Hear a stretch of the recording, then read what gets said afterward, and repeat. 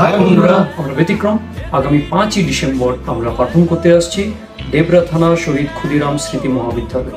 আপনারা সবাই আসবেন, আমরা সবাই মিলে খুব এনজয় করব। ধন্যবাদ জানাবো কলেজের প্রিন্সিপাল ম্যাডাম, সমস্ত স্টুডেন্টস এবং টিচার্সদের। সবাই আসবেন, খুব এনজয় হবে। Stay rock. অভিমানে নিভৃতে করেছো তিলে তিলে নিজেকে শেষ।